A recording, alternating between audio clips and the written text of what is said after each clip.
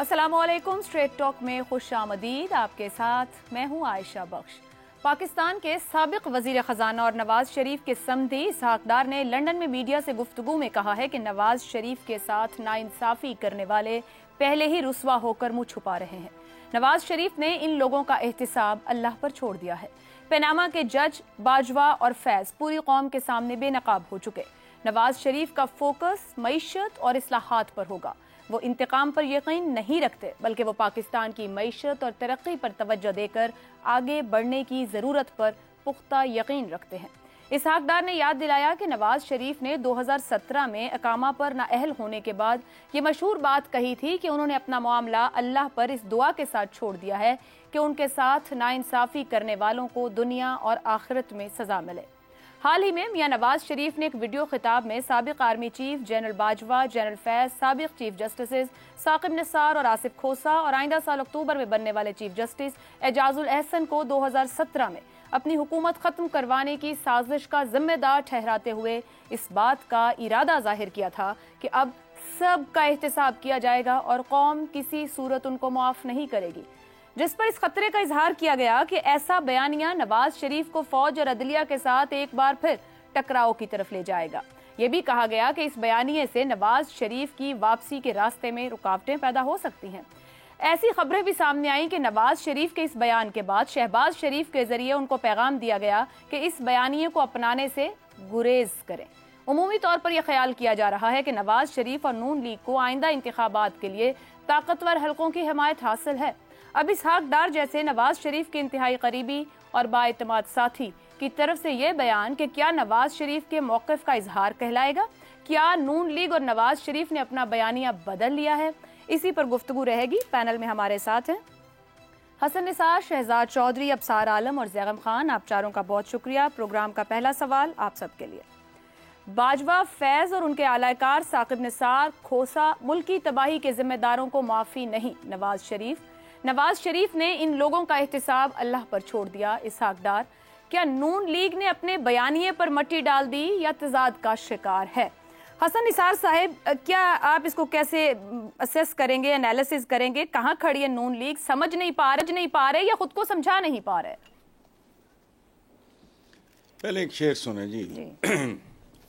झूठ बोला है तो कायम भी रहो इस पर नवाज, झूठ बोला है तो कायम भी रहो इस पे नवाज, आदमी को साहिबे किरदार होना चाहिए। ये जफर इकबाल साहब का शेर है, मैंने नवाज घुसेड़ दिया बीच में। अच्छा, देखो, इनकी पूरी सियासत तिजारत है और इनकी तिजारत ही सियासत है, इसलिए मट्टी डाल देने का काम तो ये नई अवाम करेंगे। देख लेना, इस्तिकबाल 86 में बेनज़ीर भुट्टो का हुआ, ये उसकी पैरोडी से ज़्यादा कुछ नहीं होगा, जबकि उस वक्त लाहौर की आबादी तकरीबन 35 लाख थी और आज 1 करोड़ 40 लाख है। उससे 6-8 गुना बड़ा होना चाहिए। पुराने एयरपोर्ट से लेके दाता दरबार तक वाकई सरों का समंदर था। दूसरा, ये ग्वाल मंडी कल्चर कहते हैं इसको। उनके रंगबाजों का एक असूल है, यरकाओ यरकाओ, नहीं तो आप यरक जाओ। और आप यरक जाओ का मतलब ये होता है कि केचुओं को भी कभी कभी कोबरे बनने का दौरा पड़ता है।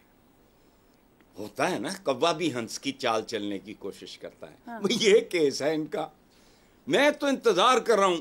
आप यकीन करो, इस मुल्क में सबसे ज्यादा अगर कोई मुंतजर है इनकी आमद का, हाँ, और फिर इनके अंजाम का, वो सिर्फ मैं हूं। आप इस्तिकबाल के लिए इंतजार कर रहे हैं? सिर्फ मैं।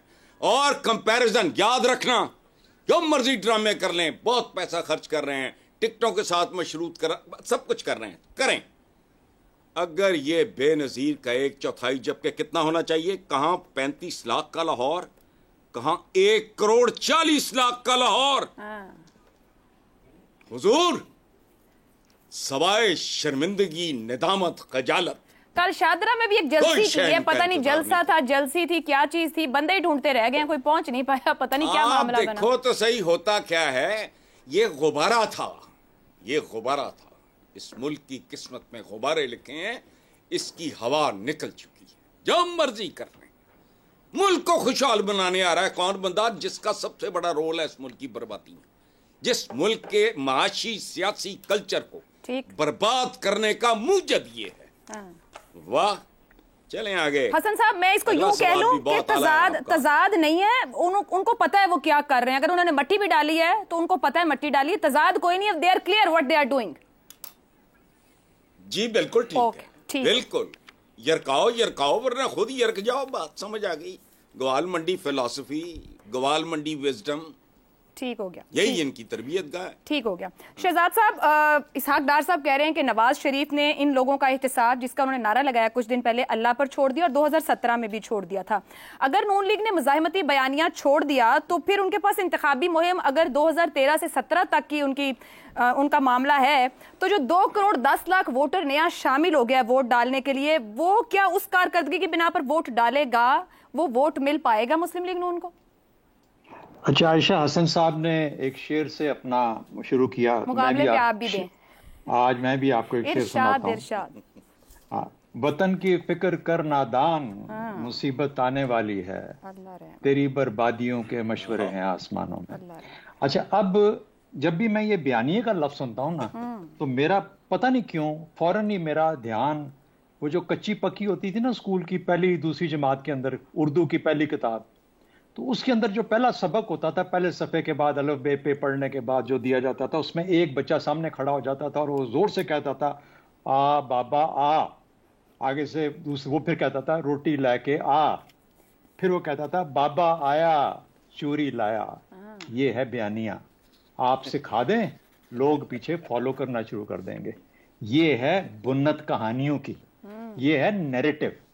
तो जिसको हम नैरेटिव कहते हैं ना, ये तो हमारी जो असल में हमारी जमीन है ना, ये किस्सा खानों की जमीन है। आप अंदाजा लगाएं कि यहाँ पर क्या वो सोनी हीर रांझा, सोनी महिमा और फिर बाबा फरीद शकरगंज और फिर बुल्ले शाह, और ये सारी ये कहानियों से आगे हम निकल नहीं सके।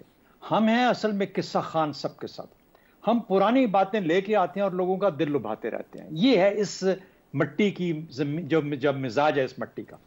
बदकिस्मती हमारी ये है। हकीकत अब अगले दिन की बात है कि हमारे इसी प्रोग्राम में जिक्र हुआ, पाकिस्तान बदल चुका है। नवाज शरीफ अब जिस पाकिस्तान में वापस आएंगे, ये वो पाकिस्तान नहीं होगा जिसको वो छोड़ के गए थे। आज लोगों को तकलीफ क्या है? आज लोगों को इससे कोई गर्ज नहीं है कि अच्छा फलाना कौन था और फलाना शख्स थे, बाजवा थे, फैज, तो ये तो वो कहते हैं भाई बिजली का बिल कैसे कम होगा, तेल की जो मैं टैंकी भराता हूँ मोटरसाइकिल के अंदर, वो किसको कैसे कम कीमत में अदा करूंगा, रोटी मुझे कहां से मिलेगी। इसलिए ये है जो बयानिया है सिर्फ। बाकी कहानियां बुनने के हम माहिर हैं और बेचने के और जो भी करने के माहिर हैं, लेकिन दर हकीकत अगर कोई जांचना पड़ेगा ना जब इस कौम को, तो सिर्फ इस चीज पे जांचा जाएगा कि रोटी, पानी, मेरी सांस, मेरा जिंदा रहना, मेरे बच्चों का, मेरी औलाद का, ये है जो आज चीज मैटर करेगी। तो अगर तो इसका कोई प्रोग्राम है, नुसरत जावेद की बात को याद करें, अगर तो प्रोग्राम है तो फिर जरूर आए, वरना 21 अक्टूबर को आपका जो इस वक्त मिजाज नजर आ रहा है वो मुझे थोड़ा सा उस पर शक सा पड़ता है। ये याद रखें, गुजरांवाला, साहिवाल, ओकाड़ा, टोबा टेक सिंह, ये तमाम, ननकाना साहब, ये वो हार्ट है पीएमएलएन का, जहां पर रिसेंट सर्वेस जब हुए, लोग कैमरे लेके गए तो क्या आगे से आपको क्या आवाजें मिली? शाहदरा में आपने जिक्र कर दिया कल।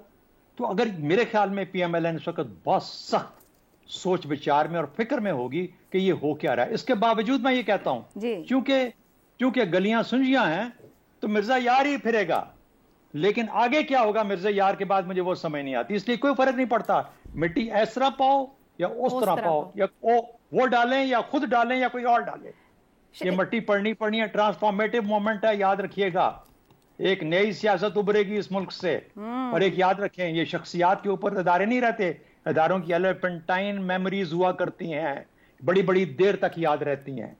इसलिए मेरा ख्याल है कि 1, 2, 3 लोगों की कहानी नहीं होगी जिनका जिक्र कर किया जा रहा है।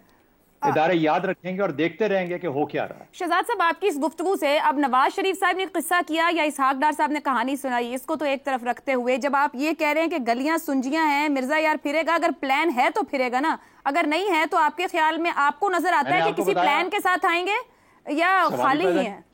सवाल ही पैदा नहीं होता। इसके लिए तो वो तो इस किस्म का उनको इंटेलेक्ट चाहिए, इस किस्म की मदद चाहिए, इस किस्म के काबिल लोग चाहिए जो पाकिस्तान को इससे आगे लेके जा सकें, जिन्होंने आज तक ये काम ही नहीं किया। हाँ। बल्कि जिनकी वजह से हम यहाँ पे पहुंचे हुए हैं, जिनकी वजह से हम यहाँ पे आए, ये सबके सब एक ही लाइन के मुसाफिर हैं, एक ही गाड़ी के मुसाफिर हैं सबके सब, जो हमें यहाँ पे ले आए हैं। अब यहां से आगे जैसे जो लेके जा पाएगा, जिसके अंदर अक्ल समझ होगी, जो मामलात को तय कर पाएगा, वही आगे जा पाएगा, वरना मट्टी डाल लो, मट्टी डालने वाले सब तैयार बैठे हुए, मिट्टी डालने वाले सब तैयार हैं। अब सर साहब, ट्रांसफॉर्मेटिव टाइम्स हैं, बहुत हो गया, अवाम ने वाकई बहुत ज्यादा सफर कर लिया। क्या लगता है कि आपको कि नवाज शरीफ साहब, क्योंकि मीनार पाकिस्तान पर इस्तकबाल और जलसे की तैयारी की बातें हो रही हैं, वो कुछ बयान दे के पीछे हट गए उससे, आपके ख्याल में, क्योंकि उसमें भी कहा जा रहा है शहबाज शरीफ साहब ने अपना मौक़िफ़ आगे रखा या मनवा लिया, 21 अक्टूबर को कोई मीनार पाकिस्तान पर आके गुजरांवाला याद तो नहीं दिला देंगे, या वाकई मट्टी पा के आएंगे अपने उस पुराने बयानिए पर, एक नया नवाज शरीफ नजर आएंगे? ये तो उसी दिन पता चलेगा, मैं पेशीन कोई नहीं कर सकता। वो शेख रशीद साहब ही करते थे गेट नंबर 4 से लेके, और वो गायब हैं आजकल, तो इसलिए मेरा ना गायब होने का इरादा है ना पेशीन कोई का इरादा है। तो जहाँ तक आपने बात की ट्रांसफॉर्मेटिव टाइम्स की, ट्रांसफॉर्मेटिव टाइम्स से मैं जिसका तर्जमा करूँगा वो ये है कि इस मुल्क में जज और जर्नैल जो मर्जी कर दे इस मुल्क के साथ, उस पर कोई एक्शन नहीं किया जाएगा। उसके साथ जो मीडिया टाइकून्स मिले होंगे, जो बिजनेसमैन उसके साथ मिले होंगे, जो सियासतदान उसके साथ मिले होंगे, जो एंकर्स उसके साथ मिले होंगे, उनको 7 खून माफ हैं, उसमें मिट्टी पाई जाए जानी चाहिए। मुझे इजाजत दे देंगे, कतई कलामी आपको नागवार गुजरेगी, मगर आज ही वजीर दाखिला सरफराज बुगटी साहब ने इस पे रिस्पॉन्ड किया है, जो बात आप कर रहे हैं। मैं सरफराज बुगटी साहब भी छोड़े, मैं अब इस पर मैं पहले अपनी बात कर लूं, फिर आपकी बात पे आता हूं। तो मिट्टी पाओ, तो मैं तो 75-76 साल से देख रहा हूं। एक बात की है ना नवाज शरीफ ने कि जो जज और जर्नैलों ने किया इस मुल्क के साथ, जिस सिचुएशन में आज है, मैं तो बार बार कह रहा हूँ, पिछले 6 साल 4 महीने से इस मुल्क में हाइब्रिड निज़ाम है।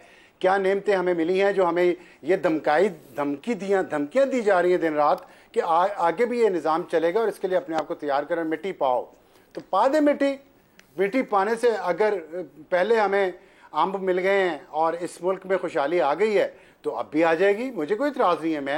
मेरे पास तो कोई ताकत नहीं है, ना मैंने कोई दावा किया है। सियासतदानों ने करना है करें, लेकिन ये एक बात है उसूली और एक बात है अमली। जहां तक आप सियासी जमातों की बात करेंगे, एक है प्रिंसिपल पोजीशन, एक है प्रैक्टिकल पोजीशन। सियासत जो होती है इस आर्ट ऑफ पॉसिबिलिटीज के, क्या हो सकता है क्या नहीं हो सकता। और जिस तरह का हमारे यहाँ माहौल है, जिस तरह का कि अपना, ये मैंने 3 आपको एग्जांपल दी, मैं तो बार बार कह रहा हूं ना, मैं तो फंस गया हूं, क्योंकि आप सवाल ही ऐसा पूछती हैं कि मैं बोलूं तो भी फंसूं, ना बोलूं तो भी फंसूं। जज और जर्नैल और मीडिया टाइकून्स पे मिट्टी पाओ, कुछ नहीं होना, वो जो मर्जी कर दें, खैर है। सियासतदान को माफी नहीं मिलेगी। सियासतदान की जराइम पे क्यों नहीं मिट्टी पा? या तो अब ये तय कर लें कि जजों और जर्नैलों ने कभी इस मुल्क में जुर्म नहीं किया, ना माजी में किया, ना पिछले 6-7 साल में किया, ये तय कर लेना, तो ठीक है, फिर तो मिट्टी पाओ, मान लिया। या आप कहें कि हम दोगलापन कर रहे हैं, या हम माने कि हमारे डबल स्टैंडर्ड्स हैं, हमारे सियासतदानों के लिए स्टैंडर्ड्स और हैं, उन मीडिया पर्सन्स के लिए स्टैंडर्ड्स और हैं जो एस्टेब्लिशमेंट को क्वेश्चन कर सकते हैं, जो जजों को क्वेश्चन कर सकते हैं, उनके लिए डबल स्टैंडर्ड्स और हैं। लेकिन जो उनकी पॉकेट में है, उनकी कही हुई बात को दिन को रात कह दे, रात को दिन कह दे, वो उनको सब कुछ माफ है। साहब कतई कलामी की माजरत एक तो क्लियर कर दूं कि वजीर दाखिला ने आज ये कहा और उन्होंने बड़ा खुल के बताया, जो जहां इन्वॉल्व होगा यहां से ऑनवर्ड्स हर एक को अपने अमल का और अपनी बात का जवाब देने का। पहली बात, अब पॉकेट तक जाएंगे तो फिर तो हुकूमतें जमहूरी भी रही, कितनों को उन्होंने सजा दी, कितनों को पकड़ा। अब मीडिया की भी बात करते हैं, यहाँ तो इल्जाम दोनों तरफ लगता है। अगर पीटीआई की हुकूमत रही तो उनके प्रो भी रहे, मुस्लिम लीग नून की रही तो उनकी पॉकेट में भी लोग रहे। ये तो मजमूई तौर पर फिर हर इदारे को अपने अंदर सफाई खुद करनी है, कोई आके करने से रहा, या फिर हुकूमत को एक डेकोरम सेट करना और अकाउंटेबिलिटी पे लेके जाना है सबको। ये नहीं कि जो मेरे साथ बैठा है उसकी अकाउंटेबिलिटी नहीं, जो मुखालिफ के साथ बैठा है उसकी अकाउंटेबिलिटी पहले। आप इतनी मुतजाद बातें कर रही हैं कि मुझे समझ नहीं आ रही। मैं आपको सवाल दूंगा तो फिर प्रोग्राम तो खत्म हो जाएगा, जवाब दूंगा तो प्रोग्राम तो खत्म हो जाएगा। इतनी मुतजाद बातें चले आप मेरे मुतजाद पे जवाब दे दें, मैं फिर आगे बढ़ूंगा। मैं पिछले मैं आपने कहा सबके इदारे एहतसाब करें, क्यों करें इदारे? हर इदारा सर, जैसे हम अगर आप मीडिया को क्रिटिसाइज करते हैं तो मीडिया को खुद देखना है। क्या किया है साहब? बताएं मुझे बताएं एक जज मुझे बता दे जिसको करप्शन के इल्जाम में निकाला गया। आप मुझे बताएं एक जज का नाम बता दें, मैं चैलेंज करता हूं, जिसको करप्शन के इल्जाम पे इदारे ने खुद निकाला हो, बताएं। तो सर फिर रिफॉर्म्स ले आए, रिफॉर्म्स ले आए, इतना स्ट्रिक्ट रिफॉर्म्स हैं। मैं एक मिनट ठहरे जरा, एक मिनट ठहरे। जी जी मुकम्मल कीजिए। वो भी इसलिए कि वो भुट्टो के मुखालिफ से और ज़ियाउल्लाह के मुखालिफ से छोड़े इस बात को। वो वजह उनकी करप्शन नहीं थी। तो पूरी जुडिशरी में पिछले 75 साल में एक जज करप्ट आया, एक जज करप्ट आया। जर्नैलों का मुझे बता दें आइन की खिलाफ वर्जी किस जर्नैल के खिलाफ आज तक एक्शन हुआ? अच्छा सुने ना मेरी बात तो सुन लें। मंसूर अली शाह जी अब सारसा मुकम्मल कर लें। तो हुआ क्या? एडमिरल मंसूर अली शाह को क्या नुकसान हुआ? अमेरिका में सजा हुई थी, वहां से परवेज मुशर्रफ साहब ले आए, हमारी बेइज्जती हो रही है, उसको हथकड़ियां बेड़ियां पहना के पॉइंट ऑफ व्यू आ गया ऑरेंज कपड़ों में। मुझे चले सवाल पे वापस आते, बात बहुत बिखर जाएगी, हमसे संभलेगी नहीं। मुझे मेरा सर सवाल नवाज शरीफ और इसहाक डार में से उसूली और अमली बात कौन कर रहा है, इसका जवाब दे दें। 2 पॉइंट ऑफ व्यू आप मुझे सवाल का जवाब देने तो देना। सर हो गया ना आयशा, मुझे सवाल का जवाब तो देने देना। फिर नहीं कैसे हो गया? 3 लोग सवाल पूछ रहे हैं, अकेला मैं जवाब दे रहा हूँ। मैं आपने कहा एहतसाब कानून बनाए, कानून बना हुआ है, मुझे सुन तो लें। नैब कवानीन में रिटायर्ड जज और जर्नैल का एहतसाब हो सकता है, क्यों नहीं नैब बुलाता उनको, क्यों नहीं गिरफ्तार करता और रखे ना 90 दिन बगैर रिमांड के अंदर किसी जज और जर्नैल को। मैं देखूं ना किसी मीडिया टॉय को उनको रखे। नवाज शरीफ साहब के दौर में नैब सरबराह हमने लगाया था, लगाए ना इतना केपेबल नैब सरबराह, और नहीं था तो निकालें उसको। हम ये गुफ्तगू करते रह जाएंगे साथ साथ, इसका कोई जवाब नहीं मिलेगा। ये तो फिर हम ब्लेम गेम में ही रहेंगे, एक विशेष सर्कल है, हमने आगे नहीं जा सकते। आपने बात की है ना, अब आप गोल पोस्ट न बदलें। मैं गोल पोस्ट नहीं बदल रही, मैं यही सर आप लोगों के साथ। मैंने कहा कवानीन है। राहील शरीफ के दौर में नैब ने कार्रवाई शुरू की करप्शन की जर्नैलों के खिलाफ। राहील शरीफ ने उन जर्नैलों को बहाल किया कि हम इनका खुद कोर्ट मार्शल करेंगे। हुआ? किसी मीडिया ने सवाल पूछा आज तक उनके बारे में? उनके खिलाफ क्या एक्शन हुआ? ठीक नहीं है ना? ये तजादात हैं ना, इस पे हम बात नहीं करते। हम सिर्फ ये कहते हैं अगर सियासतदान कॉम्प्रोमाइज करके आगे बढ़ने की कोशिश करे, हम कहते हैं लम्हा पै गया। अगर वो कहते हैं सियासतदान का भी तजाद है ना कि उसके तजाद की दुनिया में ले आए हैं। ये फिर वो सियासतदान का भी तजाद है, जो तजाद हो रहा है वही तजाद ग्रो कर रहा है यहाँ पे। ज़ैगम साहब माज़रत, इफ्तार साहब मुझे आगे बढ़ने दें। जब सियासतदान एहतसाब के लिए जाता है, फिर ये ना कहा करे वो इंतकाम ले रहा है, फिर सपोर्ट किया करे कि हाँ कानून के मुताबिक करना चाहिए। ओके सर, ज़ैगम साहब आपकी तरफ आऊंगी। Thank you so much Afsar साहब। ज़ैगम साहब आपकी तरफ आऊंगी। 90 में एस्टैब्लिशमेंट की मदद से वजीर आजम बनना, 93 में डिक्टेशन नहीं लूंगा, फिर एस्टैब्लिशमेंट की ख्वाहिश पर इस्तीफा, 98 में आर्मी चीफ जहांगीर करामत से इस्तीफा, तीसरे दौर में एस्टैब्लिशमेंट की खुशनुदी के लिए वुज़रा की कुर्बानी, मुशर्रफ के खिलाफ आर्टिकल 6, 17 में वोट को इज्जत दो, 20 में बाजवा और फैज पर एलानिया तनकीद, फिर एक्सटेंशन के लिए वोट। नवाज शरीफ और एस्टैब्लिशमेंट का ताल्लुक हेट लव या लव हेट ही रहा है। अब तो 25-30 साल हो गए इस मामले को। अब की बार फ्यूचर क्या देख रहे हैं, क्योंकि दोनों तरह के एनालिसिस मौजूद हैं, हेट और लव। हम तो एक तरफ हैं, लेकिन हमारे महबूब कायद एक तरफ नहीं रहते। प्रॉब्लम ये है। और ये रावलपिंडी बड़ा अजीब शहर है जो अल्लाह याद करा देता है। जब बयानिया बन रहा था उस वक्त अल्लाह याद नहीं था। जब भाई ने दौड़ लगाई 24 घंटे के अंदर तो अल्लाह याद आ गया। देखिए, इंतकाम तो वो बाजवा से तो इंतकाम ले चुके हैं एक्सटेंशन देकर, और एक्सटेंशन का कानून बना के कि आइंदा भी जो एक्सटेंशन लेना चाहे उसको सहूलत हो। फिर बंदियाल से भी वो इंतकाम ले चुके हैं। उनके फेवरेट जूनियर जज दे चुके हैं जो साल हा साल सुप्रीम कोर्ट को चलाएंगे, जिनके एहतसाब का बाद में अफसार भाई मुतालबा करेंगे। अब बयानिए की बात हो रही है। बयानिया तो कहानी होता है ना, तो ये बयानिए की तलाश में मुस्लिम लीग की आत्मा क्यों भटक रही है? ये सियासी जमातें हमें पॉलिसियां क्यों नहीं देती? ये क्यों नहीं बताती कि वो क्या करेंगे? मियां साहब ये क्यों नहीं बताते कि उन्होंने पोटली में कौन सी गीदड़ संगी बांधी हुई है जो उन्होंने 1.5 साल भाई को अता नहीं की थी, वो अभी आकर पोटली खोलेंगे। वो ये बताएं कि टीम के कौन से बंदे उन्होंने अभी तक पीछे छुपा के रखे हुए हैं जो उन्होंने भाई के साथ नहीं मिलाए थे और अब वो आके हमें देंगे। मसला तो ये है कि हिसाब का वक्त है, अवाम नाराज हैं और अवाम के गुस्से को एक दूसरी डायरेक्शन देनी है।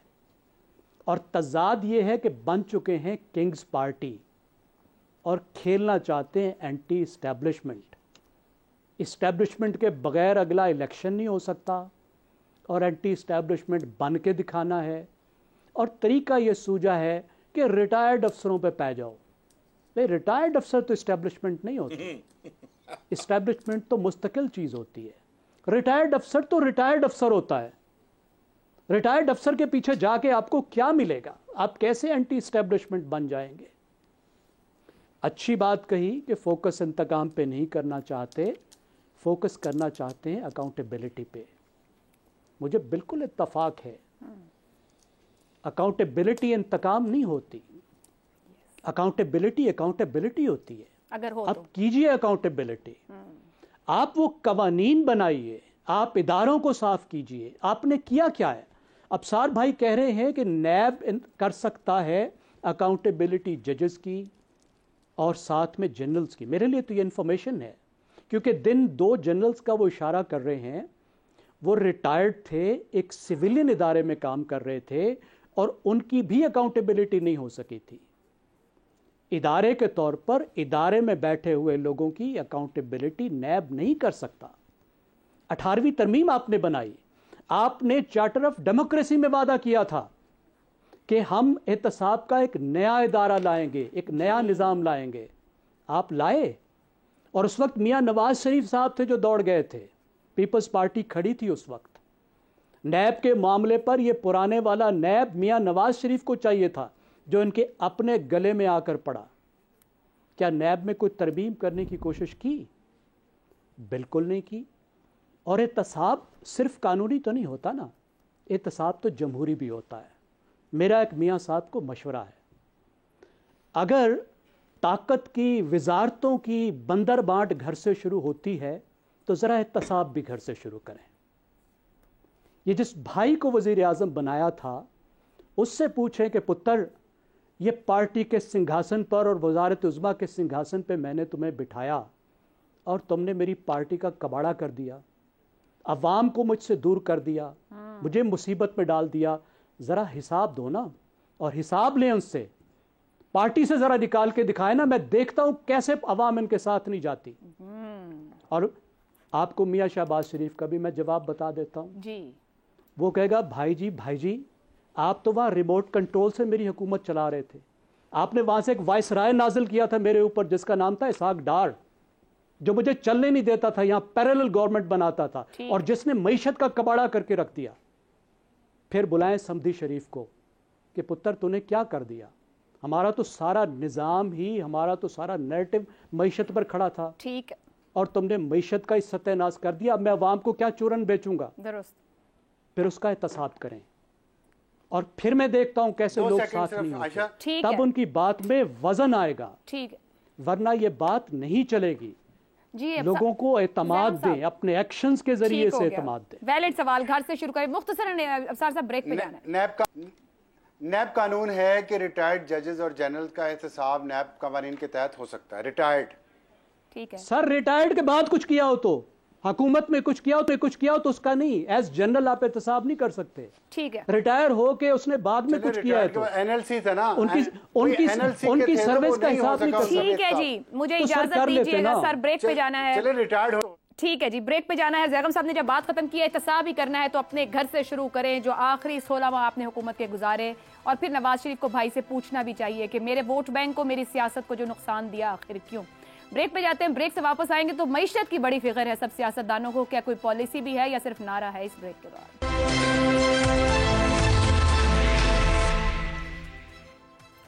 प्रोग्राम में एक बार फिर खुशामदीद। जमीयत उलमा इस्लाम फे के सरबराह मौलाना फजलुर रहमान का कहना है कि इंतखाबात इस वक्त ज़रूरी नहीं है, मुल्क की मईशत बेहतर होना ज़रूरी है। जनवरी में इलेक्शन के इनेकाद पर सवाल उठाते हुए उन्होंने कहा कि जनवरी में बालाई इलाकों में बर्फ पड़ी होगी, लोग वोट कैसे देंगे। मौलाना ने कहा कि निगरान हुकूमत का फलसफा ही गलत है, इसमें भी निगरान कोई और होता है। मगर इसके साथ साथ मौलाना का ये मौक़िफ़ भी है कि वो हर वक्त इलेक्शन के लिए तैयार हैं। 2018 के इंतखाबात के बाद JUI अपोजिशन की वाहिद ऐसी बड़ी जमात थी जो धांधली के बायस पार्लियामेंट में भी बैठने के खिलाफ थी। मगर फिर मौलाना फजलुर रहमान की जमात न सिर्फ पार्लियामेंट का हिस्सा बनी, बल्कि मौलाना फजलुर रहमान ने 2018 के सदारती इंतखाबात में भी हिस्सा लिया। अक्टूबर 2019 में मौलाना फजलुर रहमान ने आज़ादी मार्च करके भी PTI की हुकूमत को ललकारा। 2022 में जरदारी फार्मूले पर अमल करते हुए तहरीक अदम एतमाद में हिस्सा भी लिया और शहबाज शरीफ की इत्तेहादी हुकूमत में बेटे को वजारत भी दिलाई।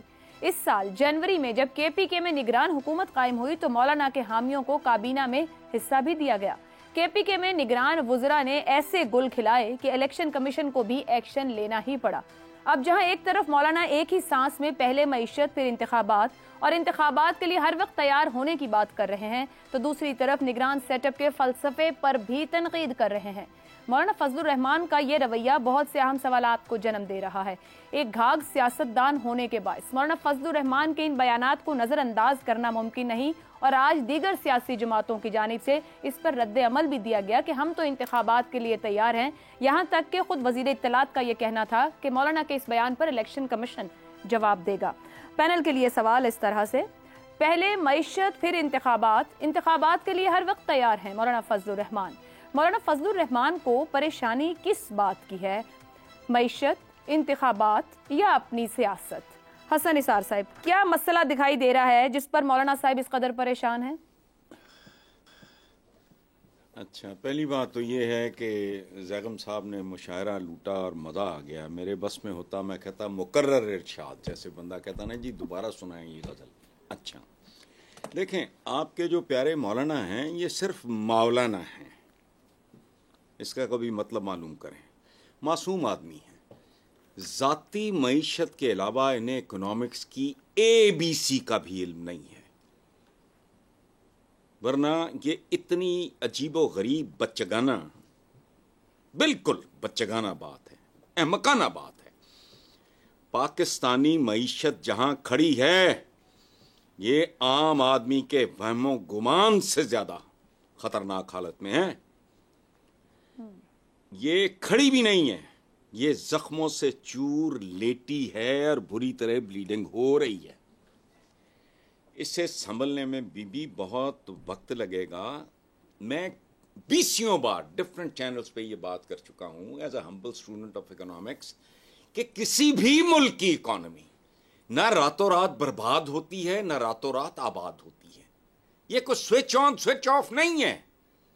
घरों की इकोनॉमी बर्बाद हो जाए तो इट टेक्स। अच्छा, मैं इन नाबालिगों को हजरत मौलाना साहब को समझाने के लिए एक बड़ी सादा सी मिसाल देता हूं। इनके घर की मिसाल क्या है?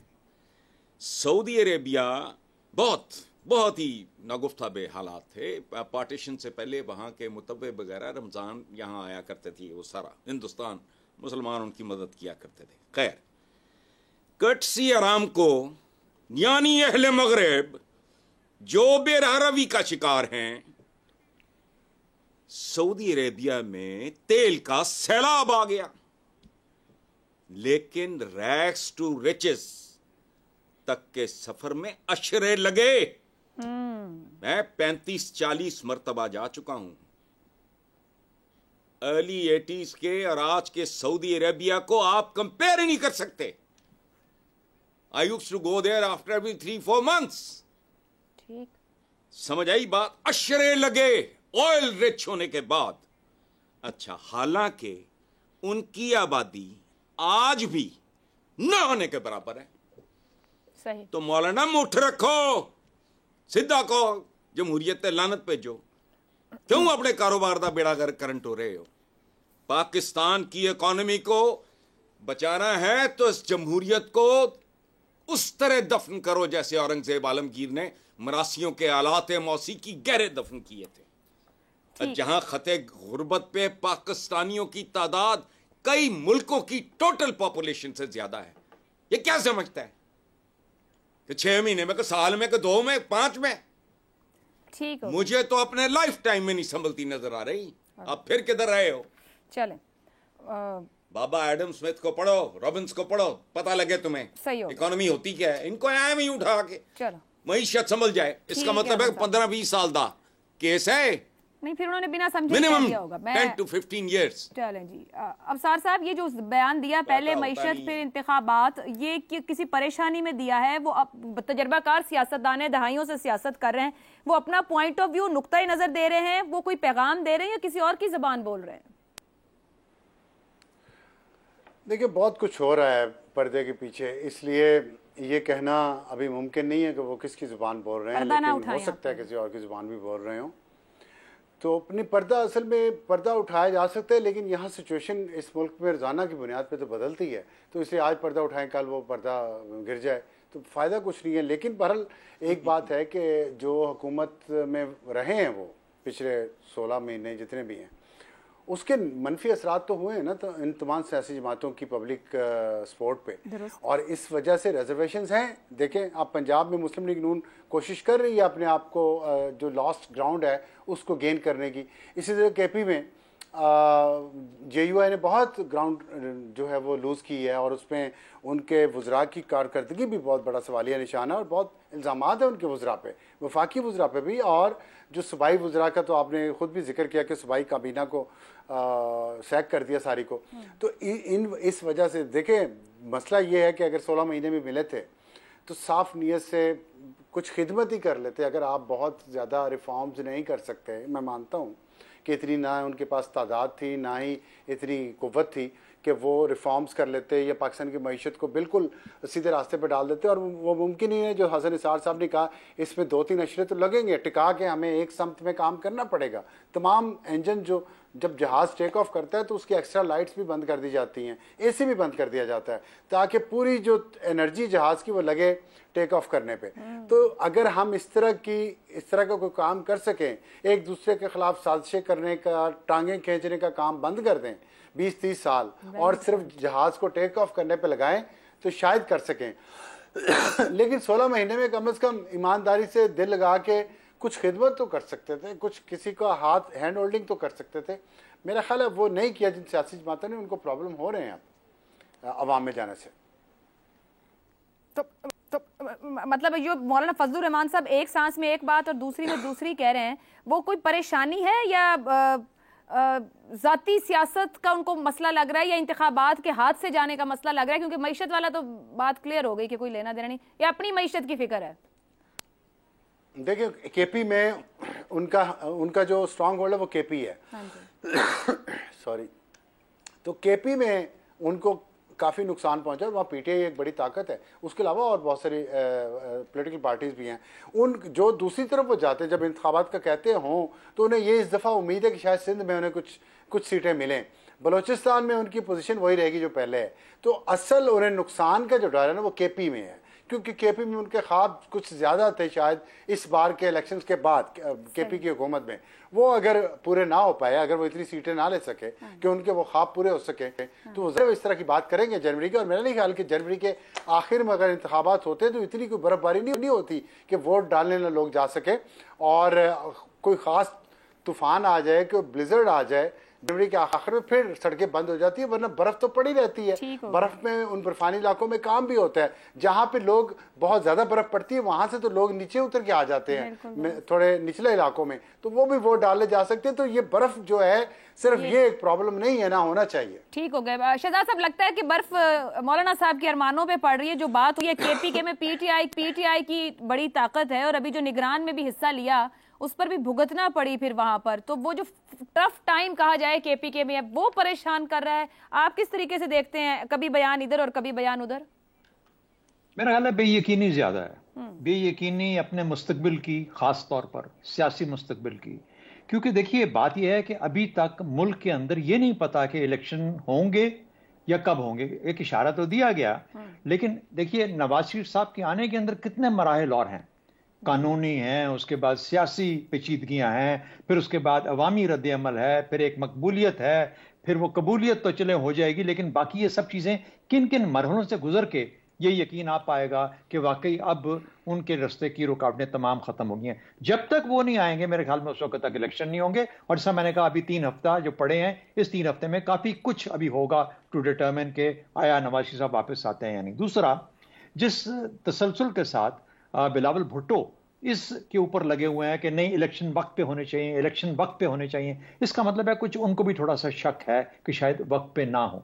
और उसकी वजह वाज़े तौर पर यही बन पा रही है कि जिस तरीके का एक सिनेरियो तश्कील दिया गया, गालिबन उसके शक्ल पाने में कुछ वक्त लगेगा। तीसरी बात, दिसंबर 1970 में इलेक्शन हुए जिनको हम कहते हैं कि हमारे बड़े सबसे शफाफ इंतखाबात हुए, दिसंबर 1970, उसके अंदर ज़ाहिर है खैबर पख्तूनख्वा भी शामिल था।